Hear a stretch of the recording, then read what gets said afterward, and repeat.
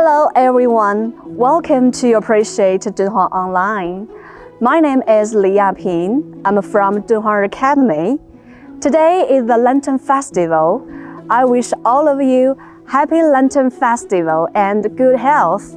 I hope everything goes well for you. Today I will show you a typical cave built in the 6th century AD. In Chinese history, that was the Western Wei dynasty. This cave has a long history, about 1,500 years. The colors of the paintings are still fresh today. Its contents are very rich. Now, let's get into this cave and appreciate it. This cave has a truncated pyramidal ceiling. The 4 slopes of the ceiling have painted various images, including Indian deities and traditional Chinese celestial beings. First, let's focus on the paintings of the west slope. In the center of the mural is Asura, who is a famous Dharma guardian in Buddhism. He has 4 eyes and 4 arms, standing in the blue ocean, but the water can't reach his knees. He's up 2 hands holding the sun and the moon.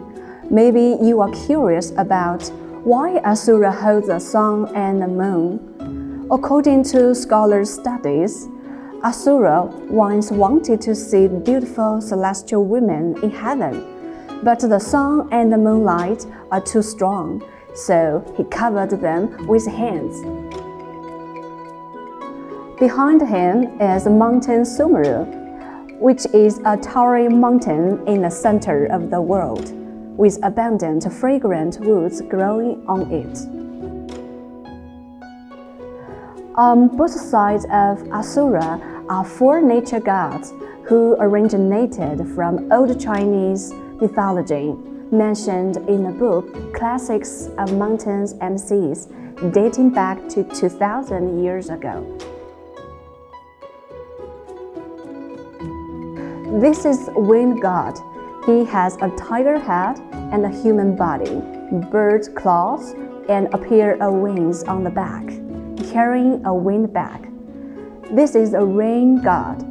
He spurts clouds and mist from his mouth, who is in charge of the rain. This is Thunder God.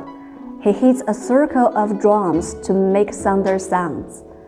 Here we can see the Lightning God. He is holding an iron anvil to make lightning. Now let's turn around to look at the paintings of the east slope. There is a Saint-Mani guarded by a pair of warriors. It is a symbol of the purity and the light. It is said that Saint-Mani has miraculous power of avoiding mishap and purifying dirty water. Others say that the Saint-Mani is a kind of wish-granting orb, which can make people's wishes come true. On the left side, this figure is Zhu Quan, which is one of the 4 divine creatures in Chinese mythology and the guardian deity of the south direction. It looks like a phoenix. This is Xuan Wu, who is in charge of the north direction. Its appearance looks like a combination of snake and tortoise. Here we can see an exciting acrobat figure. He is doing handstand with deep eye sockets and a high nose, suggesting that he might come from the western regions. Painters wanted to depict the various deities in heaven and the secular life on earth.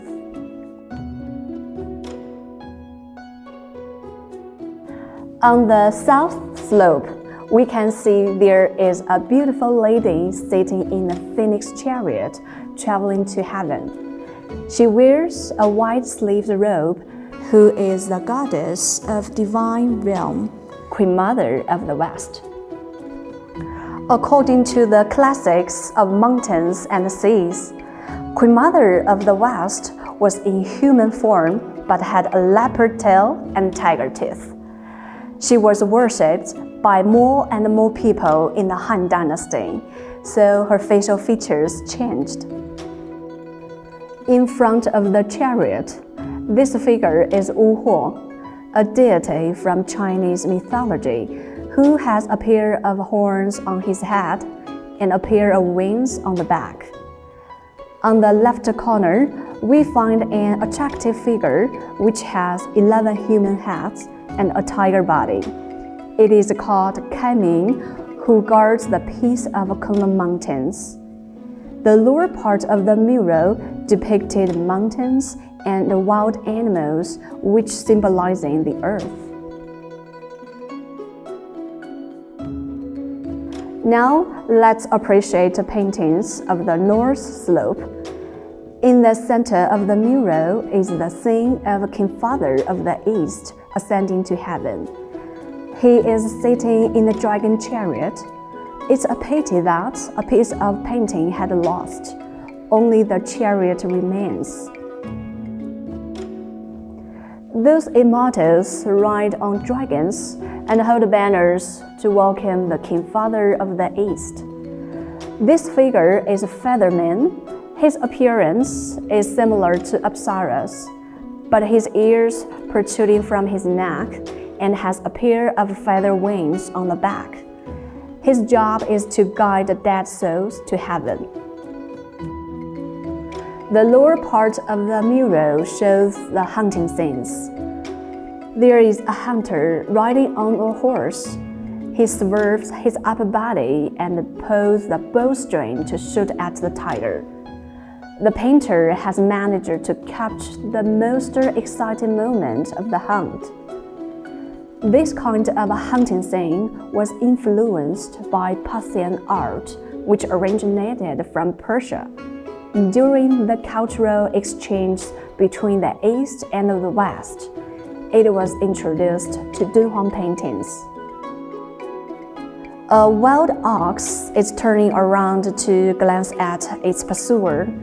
His posture and expression of the ox have been captured with great precision. This is a wonderful piece of animal line drawing. There is another hunter pursuing deers. The deer's forelegs are slender and delicate, but their hind legs look very strong, indicating that deers are fast runners. These vivid images of animals and hunting scenes are the finest examples of wildlife paintings at Dunhuang. Except for ceiling paintings, there are 4 flying apsaras in the Buddha's preaching scene on the north wall. The upper 2 apsaras are slim and slender, wearing long robes with sashes, are flying ethereally in the sky, which was influenced by the Central Plains culture. The lower 2 apsaras bear their upper bodies, their feet rising higher than their heads, which is an Indian style. Different styles of apsaras appear in same painting, embodying the cultural exchange between China and foreign countries. These various deities from Buddhism and traditional Chinese mythology coexist in one cave, reflecting the synthesization of Buddhism and Buddhist art. If Buddhism wants to take roots and develop in China, it needs to absorb the local cultural elements and accept the influence of traditional Chinese thoughts, which is why there are so many deity images from both cultures in this cave. Okay, that's all for today. See you next time.